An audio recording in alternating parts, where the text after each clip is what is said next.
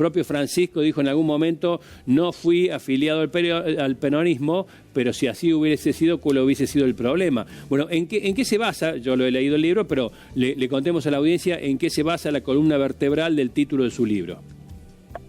No, lo que el título del libro intenta abarcar el contenido del libro. El contenido del libro es un relato, una narración sobre las relaciones entre el Papa Francisco o el Jorge Bergoglio, siendo arzobispo de Buenos Aires o anteriormente provincial, autoridad de la Compañía de Jesús y luego Papa, con la política argentina. Y a lo largo de la trayectoria yo describo las relaciones entre el peronismo y la Iglesia argentina, que es muy estrecha, especialmente en lo que el peronismo de los años 40, del primer Perón, como benefició a la Iglesia, autorizando una vieja ambición de la Iglesia que era la legalización de la educación privada confesional, las afirmaciones del peronismo por boca de Perón y de otros dirigentes de que la doctrina del peronismo era la doctrina social de la Iglesia, y después la formación de Bergoglio, en concreto, dentro del pensamiento tercermundista de América Latina, vinculada al nacionalismo argentino, vinculada a la teología primero de la liberación y luego de la versión argentina, que es la teología del pueblo argentino, que es una versión peronista de la teología de la liberación. Agrego como tercer elemento anécdotas personales de dichos escuchados por amigos de él o compañeros de la Iglesia y de fuera de la Iglesia, que dan testimonio de una simpatía personal hacia el peronismo. Ahora, esto no lo convierte ni en un militante, claro, ni en un ideólogo, ni como un miembro del partido, ni nada. Eso es yo nunca he afirmado eso, ni creo que se pudiera hacer. Él de alguna manera se manifestó, creo, más claramente como, no sé si dicho así explícitamente, como un anticapitalista, quizá eso también lo ubique dentro de ese rango, pero con una salvedad, un anticapitalista del capitalismo moderno, del capitalismo financiero, especulativo, del capitalismo que busca el dinero por el dinero mismo, no del capitalismo productivo que busca, invertir en empresas, etcétera, etcétera. Eso de alguna manera también lo deja parado del otro lado de la grieta. Yo creo que la Iglesia Católica ha condenado siempre al liberalismo, inclusive hay una encíclica que condena al liberalismo, y el capitalismo tiene como contenido dentro de el capitalismo no es un movimiento, ni un partido político, ni un libro. El capitalismo es una descripción que hacen los historiadores y los observadores de la economía de una forma de organizar los negocios. Tiene una base liberal, y en eso la Iglesia ha sido siempre antiliberal y han combatido el liberalismo. O sea que no hay que extrañarse de que la Iglesia de Roma, y entre otros el Papa, se haya pronunciado en contra del capitalismo. Ignacio, Janina te saluda, buen día.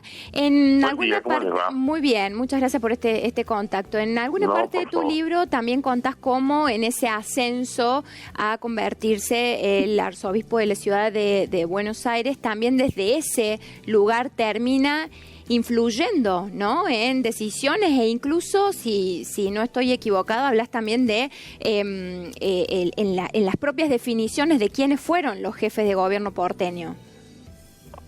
Bueno, él intentó intervenir en política, en concreto la que es conocida es la candidatura del año 2007 de Jorge Tellerman, la ciudad de Buenos Aires, a jefe de gobierno, en la elección que gana Mauricio Macri, la primera elección que gana Macri. Un sector de Jorge Tellerman con un vicejefe de gobierno, candidato vicejefe, que era Enrique Olivera, que era la figura que fuera el vicejefe de Fernando de la Rúa. Era como un resto de la alianza que había gobernado el país desde el año 99 y la ciudad de Buenos Aires desde el año 1996. Esa candidatura según los testimonios de los protagonistas, fue armada, promocionada, entre otros, por Jorge Bergoglio. También tuvieron el apoyo de Elisa Carrió, que en aquel momento tenía una relación más estrecha con Bergoglio. Eso después se enfrió un poco. Pero él y después ha tenido intervención en todos los asuntos públicos como arzobispo. Los obispos son como los gobernadores, gobiernan sus distritos como si fueran gobernadores, atienden asuntos públicos, económicos, financieros, especialmente educativos, además de los pastorales. Sí.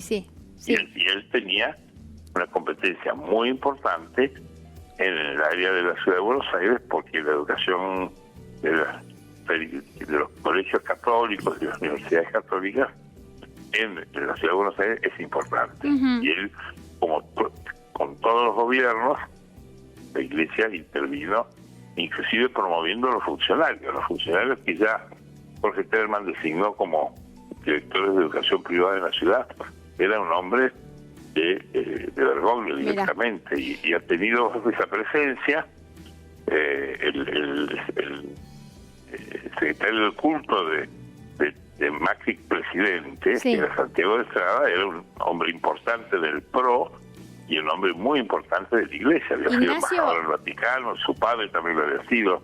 Y ya más acá en la línea del tiempo, más cerquita, digamos, de estos últimos años, también mencionas, y esto, digamos, fue reconocido, por lo menos pudimos ser testigos de ese cambio de relación del kirchnerismo, concretamente de Cristina, luego de que Néstor fallece, con Bergoglio y cuando asume como papa, y también vos nombras o destacas cómo el papa de algún modo ya contribuyó también a esos últimos años del mandato de Cristina, digamos, no sé si llamándole estabilidad, pero un poco por ahí, ¿no? Como también apoyándola.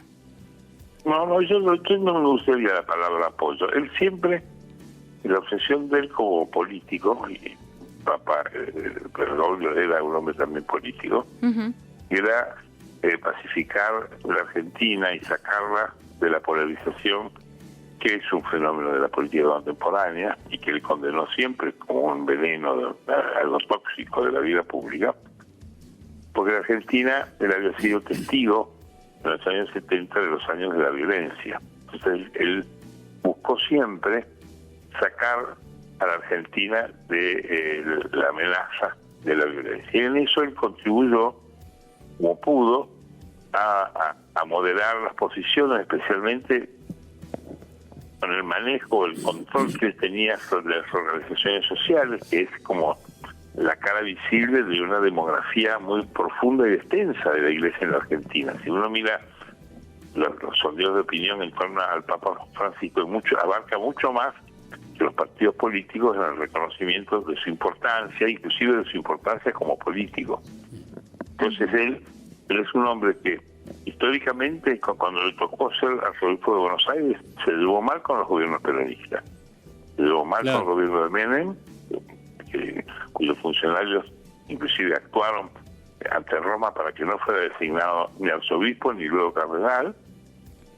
Se llevó mal con el gobierno de Néstor Kirchner, se llevó mal con el gobierno de Cristina Kirchner y se llevó mal con el gobierno de Alberto Fernández.